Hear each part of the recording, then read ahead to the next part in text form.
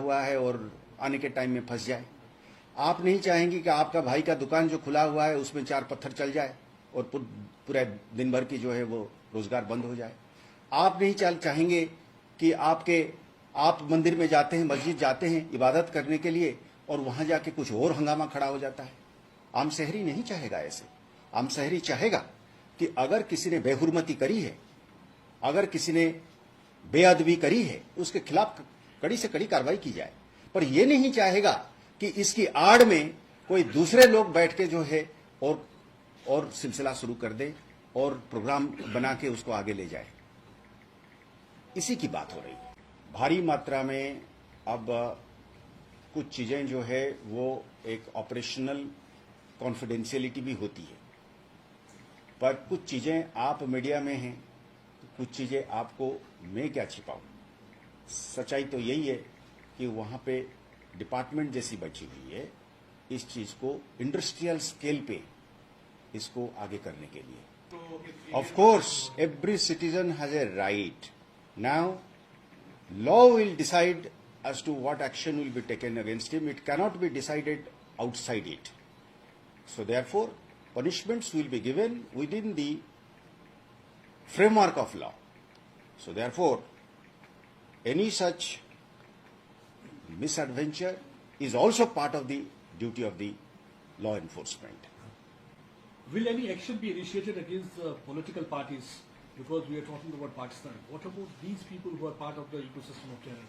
Because they are also trying to stoke fire by giving certain statements. We saw the statement coming from Mehbooba Mufti side. She said earlier they were trying to target journalists, then they started targeting now innocent students. And somewhere she is trying to stoke fire. Will any action be initiated or any kind of warning be given to these political parties? It's not first time that's happened. All I can say is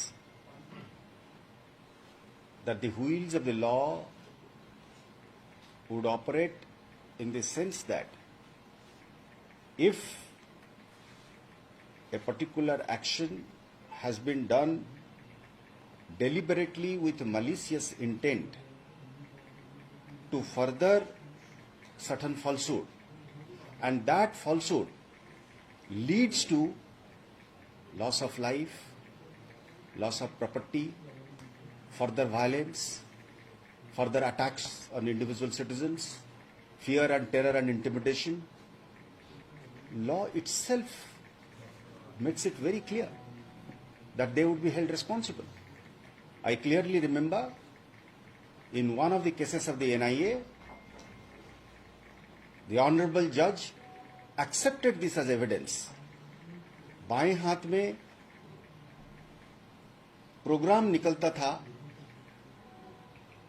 बंद का और law and order का, दाएं हाथ पे जिस दिन बंद कल की कैलेंडर निकलती थी और यहां पे वायलेंस होता था, लोग मरते थे, पेलेट गन चलता था, दुकानें जल जाती थी, गाड़ियां जल जाती थी।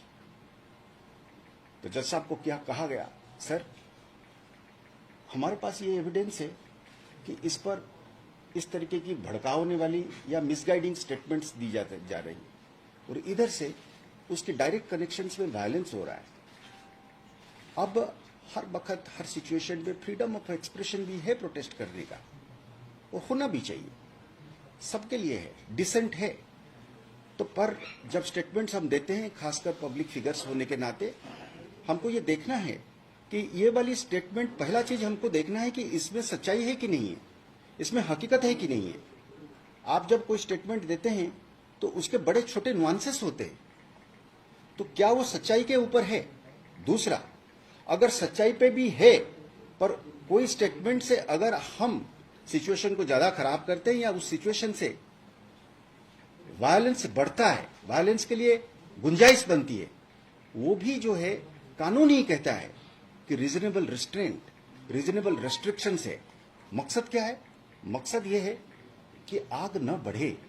मेरे घर में अगर आग लगी है तो मुझे फायर टेंडर बुला के उसको बुझाना है, ना बल्कि उसको बगल वाले घर पे लगाने के लिए छोड़ देना चाहिए या उसको हवा देनी चाहिए।